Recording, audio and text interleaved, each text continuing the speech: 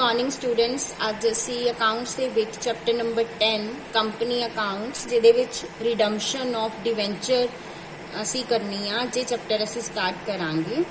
Students ਇਸ chapter ਨੂੰ start ਕਰਨ ਤੋਂ ਪਹਿਲਾਂ ਸਾਨੂੰ ਕੁਝ ਥੋੜੇ ਜਿਹੇ ਇਹਦੇ ਜੋ ਬੇਸਿਕ ਕਨਸੈਪਟਸ ਆ ਉਹਨਾਂ ਨੂੰ ਸਮਝਣ ਦੀ ਜ਼ਰੂਰਤ ਹੈ। ਸੋ ਸਭ ਤੋਂ ਪਹਿਲਾਂ ਅਸੀਂ ਥੋੜੇ ਜਿਹੇ ਇਹਨਾਂ ਦੇ ਕਨਸੈਪਟਸ ਨੂੰ ਡਿਟੇਲ ਦੇ ਵਿੱਚ ਡਿਸਕਸ ਕਰਾਂਗੇ। ਸਭ ਤੋਂ ਪਹਿਲਾਂ ਆ ਮੀਨਿੰਗ। ਰਿਡੰਪਸ਼ਨ ਆਫ ਡਿਵੈਂਚਰ ਦਾ ਮਤਲਬ ਕੀ ਆ?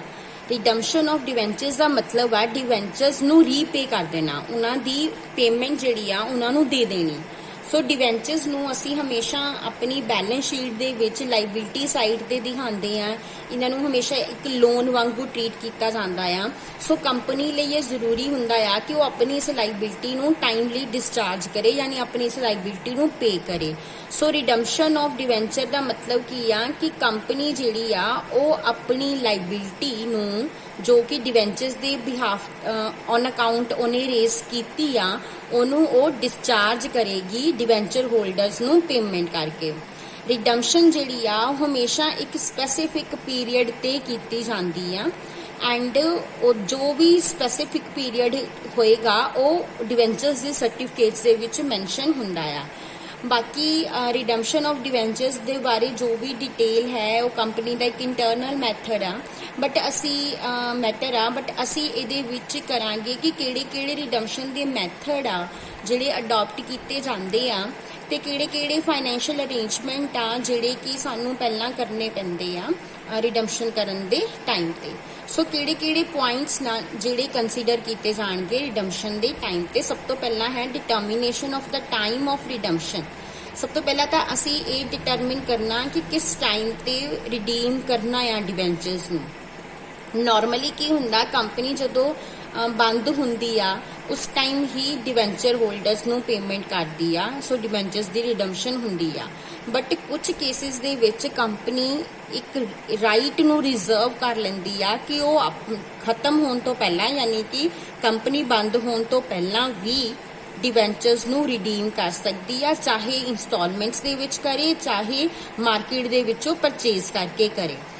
अगर कंपनी डिसाइड करती आ कि वो डिवेंचर्स नू इंस्टॉलमेंट्स दे विच रिडीम करेगी दैन किहड़े डिवेंचर्स जिहड़े ने वो फर्स्ट लिस्ट विच आणगे, किहड़े डिवेंचर्स सैकेंड लिस्ट विच आणगे, ये सारा ड्रॉ ऑफ लॉट्स नाल डिसाइड किया जाता है। भी मीनस क्योंकि इंस्टॉलमेंट्स विच पेमेंट करनी है सो किन्ना डिवेंचर होल्डर्स नू पहली इंस्टॉलमेंट पे करना, किन्ना नू दूसरी च करना, वो सारा आपां जिस तरह लॉटरी दे टिकट्स हुंदे आ ना, लॉटरी कड्डदे आ असीं उसी तरह ड्रॉ ऑफ लॉट्स दे नाल डिसाइड किया जाता है। इस मैथड नू redemption by draw of lots भी कहा जाता है।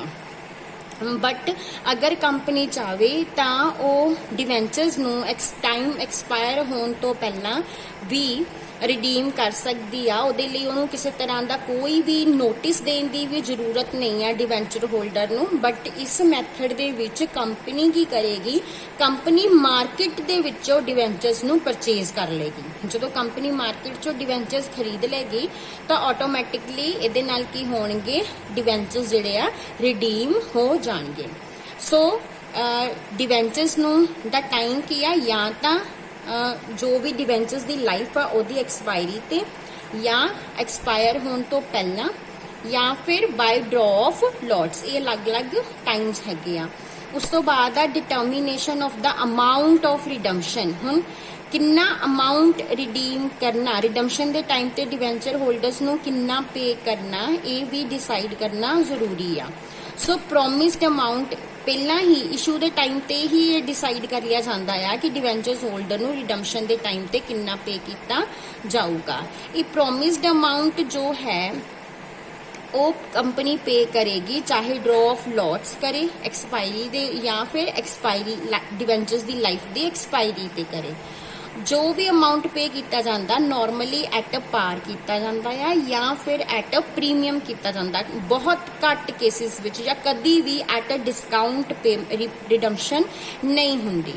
ਜਦੋਂ ਕੰਪਨੀ ਡਿਵੈਂਚਰਸ ਰਿਡੀਮ ਕਰ ਰਹੀ ਆ ਫਰੋਮ ਓਪਨ ਮਾਰਕੀਟ, ਫਿਰ ਤਾਂ ਕੰਪਨੀ ਕਿਸੇ ਵੀ ਅਮਾਉਂਟ ਤੇ ਜੋ ਉਸ ਵੇਲੇ ਮਾਰਕੀਟ ਦੇ ਵਿੱਚ ਜੋ ਰੇਟ ਚੱਲ ਰਿਹਾ ਹੋਊਗਾ ਉਸ ਰੇਟ ਤੇ ਡਿਵੈਂਚਰਸ ਨੂੰ ਖਰੀਦ ਸਕਦੀ ਆ, ਯਾਨੀ ਕਿ ਡਿਵੈਂਚਰਸ ਨੂੰ ਰਿਡੀਮ ਕਰ ਸਕਦੀ ਆ। ਐਟ ਪਾਰ ਵੀ ਰੇਟ ਹੋ ਸਕਦਾ ਆ, ਐਟ ਪ੍ਰੀਮੀਅਮ ਵੀ ਹੋ ਸਕਦਾ ਆ ਤੇ ਐਟ ਡਿਸਕਾਊਂਟ ਵੀ ਹੋ ਸਕਦਾ ਹੈ। ਮਤਲਬ ਅਗਰ ਕੰਪਨੀ ਓਪਨ ਮਾਰਕੀਟ ਚੋਂ ਡਿਵੈਂਚਰਸ ਪਰਚੇਸ ਕਰਦੀ ਆ ਤਾਂ ਉਸ ਕੇਸ ਵਿੱਚ ਐਟ ਡਿਸਕਾਊਂਟ ਰਿਡਮਸ਼ਨ ਹੋਣ ਦੇ ਚਾਂਸਸ ਹੈਗੇ ਆ। ਹੁਣ ਨੈਕਸਟ ਇਹਦੇ ਵਿੱਚ ਹੈਗਾ ਕਿ ਕਿਹੜੇ ਰਿਡਮਸ਼ਨ ਕਰਨ ਦੇ ਲਈ ਹੁਣ ਕੰਪਨੀ ਨੂੰ ਡਿਵੈਂਚਰ ਹੋਲਡਰਸ ਨੂੰ ਪੇਮੈਂਟ ਕਰਨੀ ਪੈਣੀ ਆ, ਫੰਡਸ ਚਾਹੀਦੇ ਨੇ ਉਹਦੇ ਵਾਸਤੇ, ਤਾਂ ਕਿੱਥੋਂ ਉਹ ਫੰਡਸ ਅਰੇਂਜ ਕਰਨੇ ਆ, ਕਿਹੜੇ ਅਲੱਗ-ਅਲੱਗ ਸੋਰਸਿਸ ਹੋ ਸਕਦੇ ਆ ਜਿੱਥੋਂ ਕੰਪਨੀ ਫੰਡਸ ਅਰੇਂਜ ਕਰ ਸਕਦੀ ਆ। ਅਗਰ ਕੰਪਨੀ ਦੇ ਕੋਲ ਫੰਡਸ ਨਹੀਂ ਹੋਣਗੇ ਤਾਂ ਕੰਪਨੀ ਨੂੰ ਡਿਵੈਂਚਰਸ ਦੀ ਰਿਡਮਸ਼ਨ ਦੇ ਵਿੱਚ ਪ੍ਰੋਬਲਮ ਫੇਸ ਕਰਨੀ ਪਏਗੀ। ਸੋ ਕਿਹੜੇ ਫੰਡਸ ਨੇ, ਕਿਹੜੇ ਸੋਰਸਿਸ ਨੇ ਜਿੱਥੋਂ ਫੰਡਸ ਰੇਜ਼ ਕੀਤੇ ਜਾ ਸਕਦੇ ਆ। ਕੰਪਨੀ ਫਰੈਸ਼ ਕੈਪੀਟਲ ਵੀ ਇਸ਼ੂ ਕਰ ਸਕਦੀ ਆ ਫੰਡਸ ਅਰੇਂਜ ਕਰਨ ਦੇ ਲਈ। ਜੋ ਕੰਪਨੀ ਦੇ ਕੋਲ ਅਕਮੂਲੇਟਿਡ ਪ੍ਰੋਫਿਟਸ ਨੇ ਉਹਨਾਂ ਨੂੰ ਯੂਟਿਲਾਈਜ਼ ਕਰ ਸਕਦੀ ਆ। ਕੰਪਨੀ ਆਪਣੇ ਸਰਪਲਸ ਫੰਡਸ ਨੂੰ ਵੀ ਯੂਟਿਲਾਈਜ਼ ਕਰ ਸਕਦੀ ਹੈ ਜਾਂ ਕੰਪਨੀ ਆਪਣੇ ਐਸੈਟਸ ਨੂੰ ਵੀ ਵੇਚ ਸਕਦੀ ਆ। ਸੋ ਪਹਿਲਾਂ ਕੀ ਆ, ਫਰੈਸ਼ ਕੈਪੀਟਲ ਇਸ਼ੂ ਕੀਤੀ ਜਾਏਗੀ ਔਰ ਜੋ ਵੀ ਪ੍ਰੋਸੀਡਸ ਆਏਗੀ ਉਹਦੇ ਤੋਂ ਡਿਵੈਂਚਰਸ ਨੂੰ ਰਿਡੀਮ ਕੀਤਾ ਜਾਏਗਾ। ਸੈਕਿੰਡ ਆ, ਕੰਪਨੀ ਆਪਣੇ ਅਕਮੂਲੇਟਿਡ ਪ੍ਰੋਫਿਟਸ ਨੂੰ ਵੀ ਯੂਟਿਲਾਈਜ਼ ਕਰ ਸਕਦੀ ਆ। ਸੋ ਜਿੰਨਾ ਵੀ ਕੈਸ਼ ਹੋਊਗਾ ਉਹ ਆਪਣੇ ਪ੍ਰੋਫਿਟਸ ਦੇ ਵਿੱਚੋਂ ਲਏਗੀ ਜਿਹੜੇ ਕਿ ਉਹਨੇ ਇਕੱਠੇ ਕੀਤੇ ਹੋਏ ਆ ਇਸ ਡਿਵੈਂਚਰਸ ਦੀ ਰਿਡਮਸ਼ਨ ਦੇ ਲਈ। ਸੋ ਕੰਪਨੀ ਨੇ ਕੋਈ ਸਿੰਕਿੰਗ ਫੰਡ ਓਪਨ ਕੀਤਾ ਹੋਇਆ, ਕੋਈ ਇੰਸ਼ੋਰੈਂਸ ਪਾਲਿਸੀ ਮੈਥਡ ਲਿਆ ਹੋਇਆ ਤਾਂ ਉਹਦੇ ਅੰਡਰ ਵੀ ਕੰਪਨੀ ਕਰ ਸਕਦੀ ਆ ਉਹਨਾਂ ਫੰਡਸ ਨੂੰ ਜਿਹੜੇ ਉਹਨੇ ਇਕੱਠੇ ਕੀਤੇ ਹੋਏ ਆ ਉਹਨਾਂ ਨੂੰ ਯੂਟਿਲਾਈਜ਼ ਕਰ ਸਕਦੀ ਆ। ਥਰਡ ਆ, ਯੂਟਿਲਾਈਜ਼ਿੰਗ ਦਾ ਸਰਪਲਸ ਫੰਡਸ। ਕੰਪਨੀ ਜੋ ਹੈ ਆਪਣੇ ਸਰਪਲਸ ਫੰਡਸ ਨੂੰ, ਆਪਣੇ ਪ੍ਰੋਫਿਟਸ ਨੂੰ ਯੂਜ਼ ਕਰਕੇ ਓਪਨ ਮਾਰਕੀਟ ਚੋਂ ਵੀ ਡਿਵੈਂਚਰਸ ਨੂੰ ਪਰਚੇਜ਼ ਕਰ ਸਕਦੀ ਹੈ। ਐਂਡ ਲਾਸਟ ਆ, ਐਸੈਟਸ ਨੂੰ ਰਿਅਲਾਈਜ਼ ਕਰਕੇ ਕੰਪਨੀ ਚਾਵੇ ਤਾਂ, ਵੈਸੇ ਇਹ ਮੈਥਡ ਬਹੁਤ ਹੀ ਰੇਅਰਲੀ ਅਡਾਪਟ ਕੀਤਾ ਜਾਂਦਾ ਆ, ਬਟ ਕੰਪਨੀ ਚਾਵੇ ਤਾਂ ਆਪਣੇ ਕਿਸੇ ਐਸੈਟਸ ਨੂੰ ਵੇਚ ਕੇ ਵੀ ਡਿਵੈਂਚਰਸ ਨੂੰ ਰਿਡੀਮ ਕਰ ਸਕਦੀ ਆ।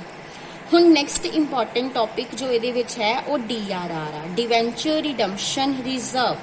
ਡਿਵੈਂਚਰ ਰਿਡਮਸ਼ਨ ਰਿਜ਼ਰਵ ਇੱਕ ਸਿਕਿਉਰਿਟੀ ਰਿਜ਼ਰਵ ਆ ਜਿਹਦੇ ਵਿੱਚ ਕੰਪਨੀ ਇੱਕ ਫਿਕਸਡ ਰੇਟ ਤੇ ਇੰਟਰਸਟ ਵੀ ਅਰਨ ਕਰਦੀ ਆ ਔਰ ਇਹ ਰਿਜ਼ਰਵ ਐਸੈਟਸ ਦੇ ਅਗੇਂਸਟ ਸਿਕਿਉਰਡ ਹੁੰਦਾ ਆ, ਪ੍ਰੋਫਿਟ ਚੋਂ ਕ੍ਰੀਏਟ ਕੀਤਾ ਜਾਂਦਾ ਆ ਤੇ ਡਿਵੈਂਚਰਸ ਦੀ ਰਿਡਮਸ਼ਨ ਲਈ ਕ੍ਰੀਏਟ ਕੀਤਾ ਜਾਂਦਾ ਆ।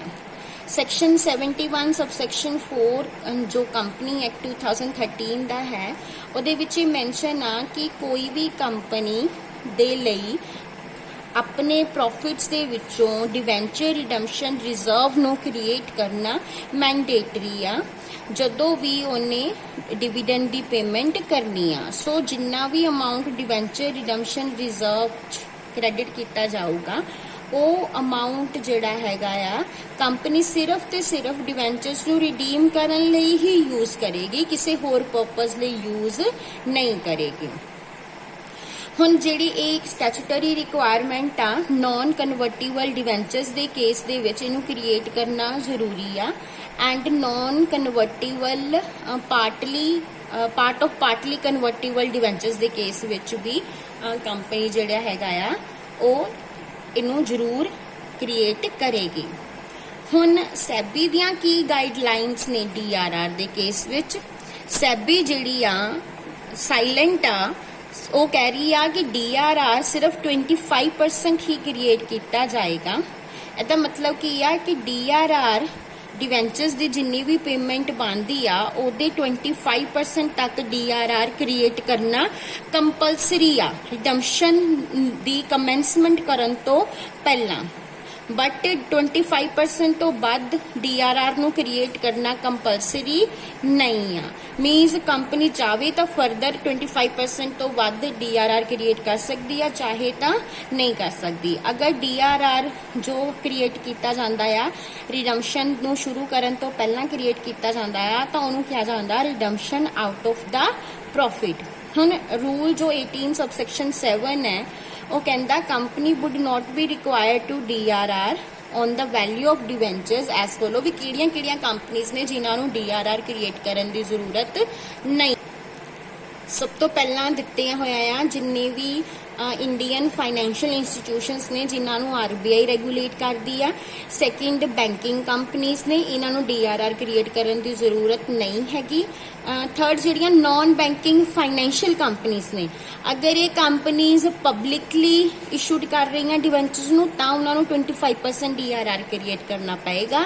ਅਗਰ ਇੱਕ non banking financial company privately issued ਕਰ ਰਹੀਆਂ ਡਿਵੈਂਚਰਸ ਨੂੰ ਦੈਨ ਉਹਨਾਂ ਨੂੰ ਕੋਈ DRR ਕ੍ਰੀਏਟ ਕਰਨਾ ਨਹੀਂ ਪਏਗਾ। ਔਰ ਬਾਕੀ ਜਿੰਨੀਆਂ ਵੀ ਕੰਪਨੀਆਂ ਨੇ, ਲਿਸਟਡ ਨੇ, ਅਨਲਿਸਟਡ ਨੇ, ਮੈਨੂਫੈਕਚਰਿੰਗ ਨੇ, ਇਨਫਰਾਸਟ੍ਰਕਚਰ ਨੇ, ਜਿਹੜੀਆਂ ਵੀ ਕੰਪਨੀਆਂ ਨੇ ਚਾਹੇ ਪਬਲਿਕਲੀ ਡਿਵੈਂਚਰਸ ਇਸ਼ੂ ਕਰ ਰਹੀਆਂ ਨੇ ਜਾਂ ਪ੍ਰਾਈਵੇਟਲੀ ਇਸ਼ੂ ਕਰ ਰਹੀਆਂ ਨੇ, ਉਹਨਾਂ ਨੂੰ 25% DRR ਕ੍ਰੀਏਟ ਕਰਨਾ ਹੀ ਪਏਗਾ।